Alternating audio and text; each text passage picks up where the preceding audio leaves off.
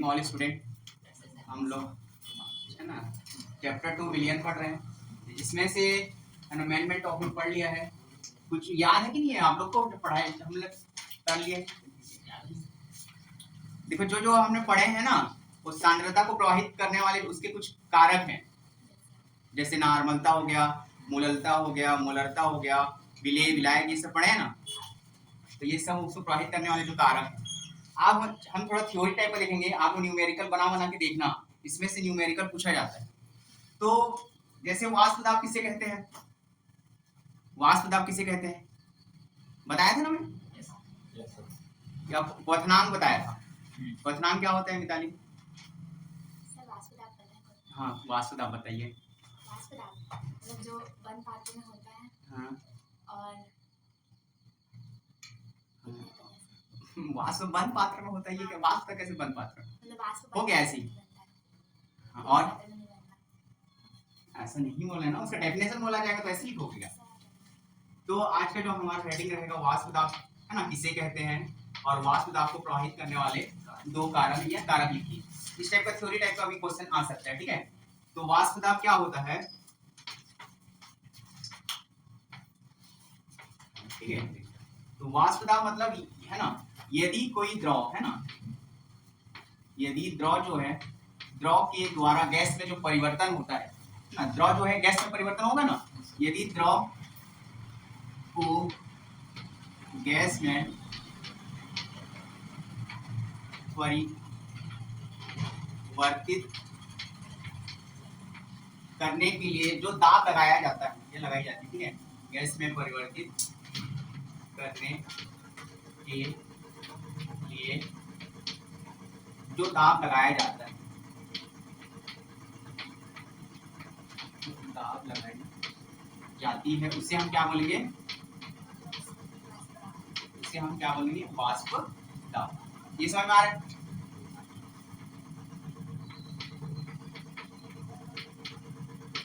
तो जैसे कम ताप पर वाष्प दाब कितना कैसा होता है? कम ताप पर वाष्प दाब का मान अधिक होता है या कम होता है?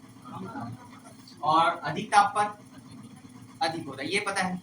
तो वाष्प दाब का जैसे किसे कहते हैं, और उसको प्रभावित करने वाले कारक है ना। तो यदि द्रव को गैस में परिवर्तन करने के लिए जो दाब लगाया जाएगा है ना, द्रव जब तक गैस में ना परिवर्तन होता है तो उसको हम क्या बोलेंगे? वाष्प दाब है ना, प्रभावित करने वाले इसके कारक है ना। वाष्प दाब को अगला वाष्प दाब को प्रभावित करने वाले कारक।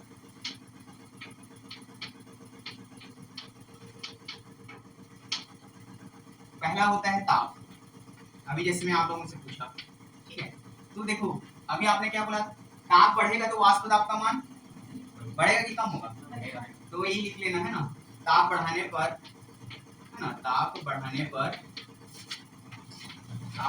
पर वाष्प दाब का मान बढ़ता है। ठीक है, और एक सांद्रता है ना, दूसरा क्या है हमारा? सांद्रता। अब देखो यदि हम जैसे द्रव में नमक मिला देंगे तो नमक जो है अवाष्पशील है। ठीक है, नमक क्या है? नमक मतलब वाष्प में परिवर्तित नहीं होता है।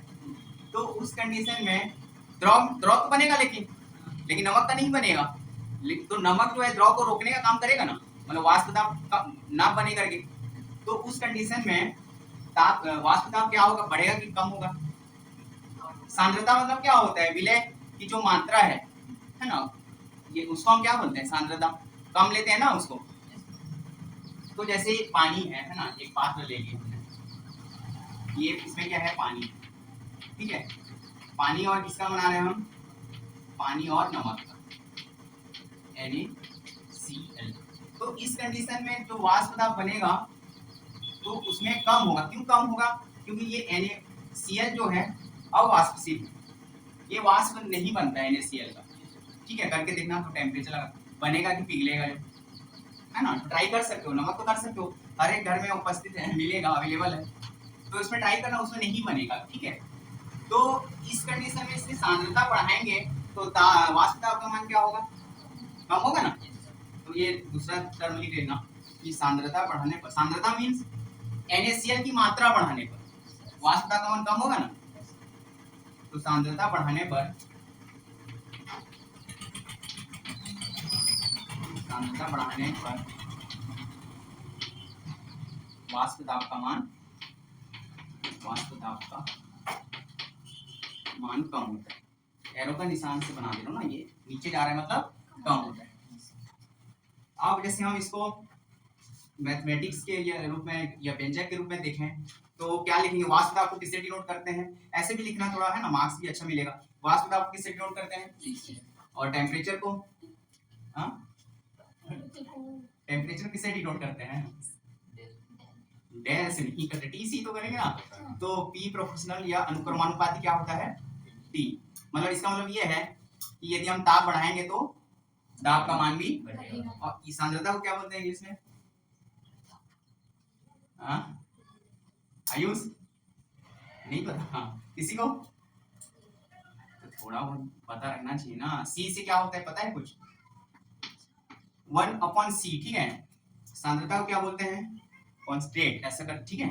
उसमें अलग अलग कुछ नाम रहता है, तो इसको C से इसलिए डिनोट करते हैं। तो 1/C क्यों लिखा हुआ है, क्योंकि देखो यहाँ पे C का मान जो बढ़ाएंगे तो दाब का मान क्या होगा, तो इसका व्युत्क्रमानुपाती बोलते हैं ना। 1/में रहता है तो व्युत्क्रमानुपाती, और सिंगल रहे तो समानुपाती या अनुक्रमानुपाती। तो इसको ऐसा भी लिख सकते हो। तो ये समझ में आया वाष्प दाब किसे कहते हैं, वाष्प दाब को प्रभावित करने वाले है ना कारक। इतना ही पूछा जाएगा 2 नंबर का, ठीक है। अगला हम देखते हैं आदर्श विलयन किससे कहते हैं, अनादर्श विलयन किसे कहते हैं, दोनों में अंतर। न्यूमेरिकल बहुत हमने देख लिया है, इसलिए आप न्यूमेरिकल नहीं देखेंगे अभी, ठीक है। और उसी से रिलेटेड आप क्वेश्चन सॉल्व करके देखना, उसी में ही आएगा। आ रहा है कि नहीं आ रहा है समझ, ऐसे थ्योरी टाइप में। आप लोग जो थोड़ा नए क्लास में बैठे हैं, आ रहा है कि नहीं आ रहा है आपको, आपको ये तो थ्योरी है, आप तो मैं न्यूमेरिकल में बैठे की थे। अगला क्या है, आदर्श विलयन। तो नेक्स्ट हमारा है आदर्श विलयन, ठीक है। आदर्श विलयन क्या होता है, कुछ पता है आदर्श विलयन, ऐसे राउंड का नियम क्या है, हाँ राउंड का नियम पालन करता है, बट राउंड का नियम क्या है ये भी तो पता होना चाहिए। देखो आदर्श विलयन किसको बोलेंगे, ये इंपॉर्टेंट है, आदर्श विलयन और अनादर्श विलयन करके, ठीक है। तो पहले हम आदर्श विलयन देख लेते हैं। तो वे विलयन है ना, मतलब ऐसा ये विलयन है ना, वह विलयन जो है ना सभी सांद्रताओं, वे विलयन तो लिख लेता हूँ पहले, बताऊंगा, जो सभी सांद्रताओं, सभी सांद्रता व सभी तापों पर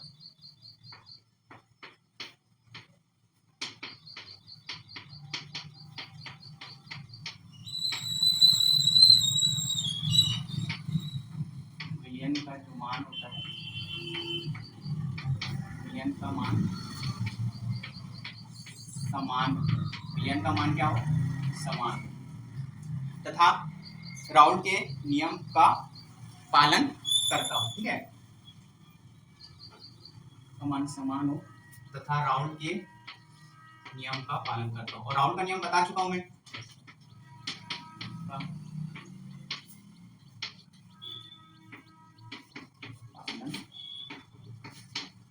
ठीक है। देखो वे विलयन जो सभी सांद्रता और सभी तापों पर विलयन का मान क्या हो, समान। मतलब देखो जैसे विलयन बनता है तो कितने घटक लेते हैं हम, यहाँ पे हमने 12th क्लास में 2 ही घटक पढ़ना है, तो 2 घटक लेंगे, जैसे ए और बी ले, ए और बी। तो ए का मान जितना है ना लगभग, तो बी का मान भी उतना ही होना चाहिए, ये ना ज्यादा ये ना कम, ऐसा नहीं होना चाहिए। कितना होना चाहिए, दोनों का मान समान होना चाहिए। जैसे अभी हमने लिए पानी और नमक में तो नहीं होगा, है ना, होगा क्या, उसमें तो अलग अलग हो जाएगा ना। तो इसमें दिया हुआ है उदाहरण इसका, एक बेंजीन को लोगे और इसमें दिया है क्लोरोबेंजीन और ब्रोमोबेंजीन, कुछ बहुत सारा उदाहरण दिया हुआ है। बट ये समझ में आना है आपको कि ए और बी मतलब जो घटक है उनका मान क्या होगा, समान होगा, और राउल के नियम का भी क्या करेगा, वो पालन करेगा तो उसको हम क्या बोलते हैं, आदर्श विलयन। उसके बाद हम देखते हैं, देखो ये क्योंकि ये आपका अंतर में भी पूछा जाएगा इसलिए एक दो पॉइंट और देख लेते हैं। तो पहला आपका डेफिनेशन लिख लेना, है ना, अंतर आएगा तो। दूसरा दोनों को एक साथ बता देना था ताकि आपको अच्छे से और समझ में आ जाए। तो थोड़ा इसको ना मैं, डेफिनेशन हो गया ना, इधर अनादर्श विलयन भी लिख देता हूँ इस साइड पे। हाँ आ जाएगा उधर, उसको दोनों साइड एक साथ बता देंगे तो आएगा। तो इधर है ना अनादर्श विलयन देख लेंगे, ठीक है, दोनों एक साथ देखोगे ज्यादा समझ में आएगा। तो ये आपका अनादर्श विलयन,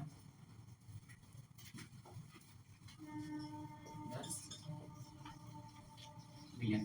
तो डेफिनेशन ये समझ में आया। और इसका डेफिनेशन क्या हो जाएगा, वे विलयन जो सभी सांद्रताओं व सभी तापों पर विलयन का मान समान नहीं होगा तथा वो राउल का नियम का पालन नहीं करता है तो उसको हम क्या बोलेंगे, अनादर्श विलयन। इसको लिखना पड़ेगा, समझ में आ जाएगा, ठीक है, आ जाएगा ना। तो पहला पॉइंट क्लियर, ये आपको अंतर में भी पूछा जाता है। दूसरा देख लेते हैं पॉइंट, इसमें जो विलयन का जो मान होता है, कहने का मतलब ये होता है आदर्श विलयन कैसे बनता है उसको हम देख लेते हैं। जैसे दो घटक हैं ए और, है ना, ए और ए भी लोगे तो दोनों का मान समान होना चाहिए, ठीक है, या दो घटक ए और बी लोगे भी तो क्या होना चाहिए, दोनों का मान, और या बी भी लेना चाहो तो समान होना चाहिए। तो ऐसे विलयन में उनके अणुओं के मध्य जो बल लगेगा कैसा रहेगा, समान रहेगा कि असमान रहेगा, समान होता है। तो आपको ये दूसरा पॉइंट याद रखना है कि इनके अणुओं के मध्य समान बल होता है, ठीक है। दूसरा पॉइंट क्या हो जाएगा, इनके अणुओं के मध्य समान बल, इनके घटकों के ना, है ना, विलयन के घटकों के मध्य समान बल, ठीक है। यहाँ पे लिख रहा हूँ दूसरा पॉइंट, विलयन के घटकों के मध्य समान के मध्य आकर्षण बल ना, के मध्य आकर्षण बल समान होता है। आकर्षण बल क्या होगा, समान होता है। अनादर्श में क्या हो जाएगा, है ना, विलयन क्योंकि अलग अलग रहेगा ना, अनादर्श विलयन रहेगा, इसमें भी बता दिया था कि मान असमान होता है तो उनके विलयन के घटकों के जो मध्य है आकर्षण बल का मान क्या हो जाएगा, असमान होता है। इधर का लिख लोगे पॉइंट, ये लिखना पड़ेगा, लिख लोगे ना। अब तीसरा, आदर्श विलयन का जो वाष्प दाब होता है, तीसरा पॉइंट, आदर्श विलयन का वाष्प दाब विलयन के द्रवों के घटकों के वाष्प आंशिक वाष्प दाब के योगफल के बराबर होता है। अब वाष्प दाब विलयन के घटकों लिख लेता हूँ ना, विलयन के घटकों के आंशिक वाष्प दाब के, आंशिक वाष्प दाब के वाष्प आंशिक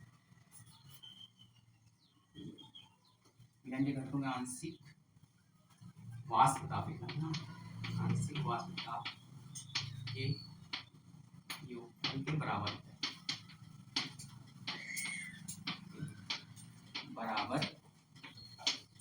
होता है, ठीक है।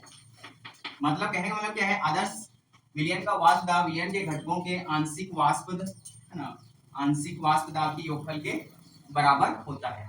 मतलब जैसे एक विलयन का वाष्प दाब क्या मान लिए, P मान लिए, पहले देख लो ना, बाद में लिखना, पहले देख लो, थोड़ा समझ लो।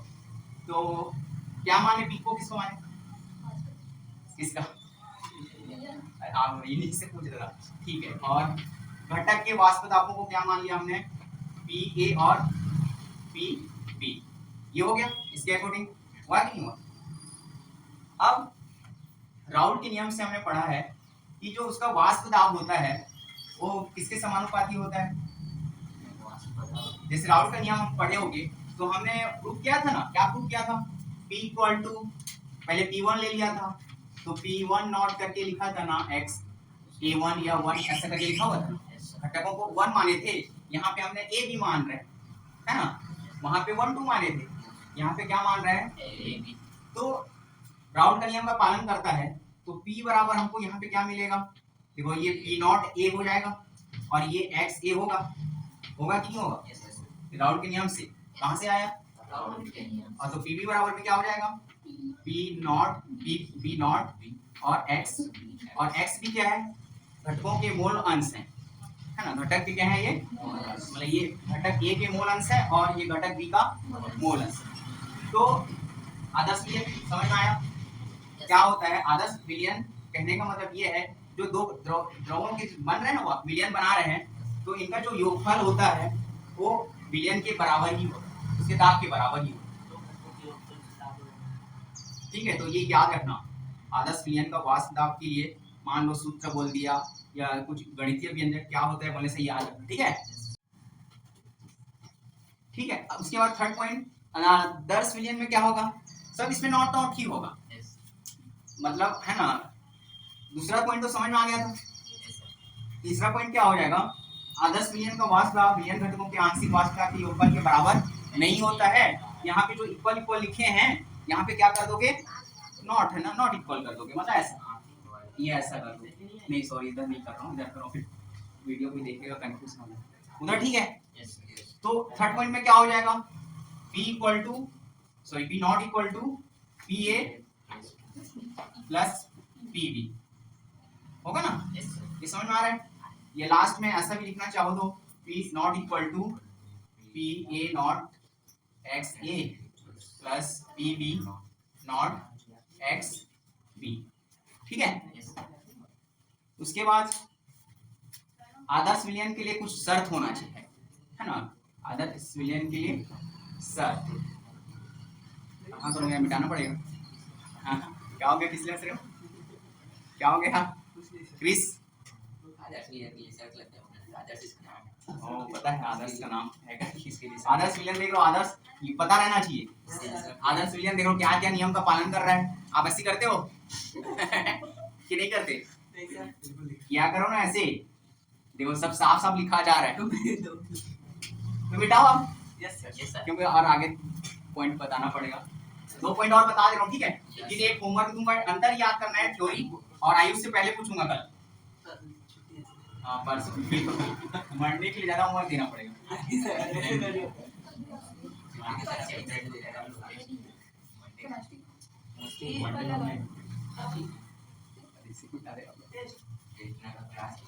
टेस्ट तो आप दिलाने वाले थे क्या, हाँ बस देखो इधर देखो, फोर्थ पॉइंट देखो, शर्त क्या होता है, शर्त इसमें मतलब शर्त ये आप फोर्थ पॉइंट करके लिख लेना, है ना। लेकिन आपको मान लो पूछा गया कि आदर्श विलयन के शर्त लिखिए, तो इसलिए मैं शर्त करके लिख दे रहा हूँ, ठीक है। तो शर्त में भी याद रखना, ये डायरेक्ट फोर्थ पॉइंट में भी याद रखना। तो आदर्श विलयन का शर्त ये है, डेल H इक्वल टू 0, इसका मतलब क्या है, हाँ डेल H को क्या बोलते हैं, एंथैल्पी परिवर्तन। मतलब आदर्श विलयन में शर्त ये होना चाहिए कि उसका एंथैल्पी परिवर्तन का मान कितना होना चाहिए, 0 है ना, 0 होना चाहिए। और 0 इसका मतलब भी क्या है, न तो उष्मा का क्या होता है, एंथैल्पी परिवर्तन पढ़े होगे ना, फिजिक्स में भी पढ़े होगे, ना दे सकता है ना ले सकता है, ऐसा है क्या, मतलब जैसे विलयन बन रहा है ना, तो उसमें ना तो उष्मा बनेगा, उत्पन्न होगा, ना ही नष्ट होगा, शोषण होगा, ठीक है, ना ही कम होगा, ठीक है, जो टेम्परेचर पे वही रहेगा, है ना। जो उष्मा का जो विलयन का है, ऐसा नहीं हर किसी का रहता है कि नहीं रहता है टेम्परेचर, तो ना उससे कम होगा और ना ही उससे ज्यादा होगा। और अनादर्श में क्या होता है, एंथैल्पी परिवर्तन नहीं होता है इसमें, ठीक है, उसमें तो 0 होता है, इसमें 0 ठीक है। तो डेल H का मान नॉट इक्वल टू 0 होता है इसमें, ठीक है। इसका ये शर्त याद रखना, आ रहा है कि नहीं आ रहा है, ठीक है। और उदाहरण में एक दो याद रख लेना, आदर्श विलयन के उदाहरण, बेंजीन और टैलुम का मिश्रण, ये उदाहरण पूछा जाएगा। मान लो आदर्श विलयन के उदाहरण लिखिए बोलने से बुक में दिया हुआ है, उसको पढ़ लेना कि क्या क्या दिया हुआ है, बेंजीन है ना, बेंजीन व टैलुम का मिश्रण आदर्श विलयन का उदाहरण है, ठीक है। और भी बहुत सारा दिया हुआ है, क्लोरोबेंजीन, वो ब्रोमोबेंजीन का मिश्रण है ना, कार्बन टेट्राक्लोराइड, सिलिकॉन टेट्राक्लोराइड का मिश्रण, इसे पढ़ लोगे ना।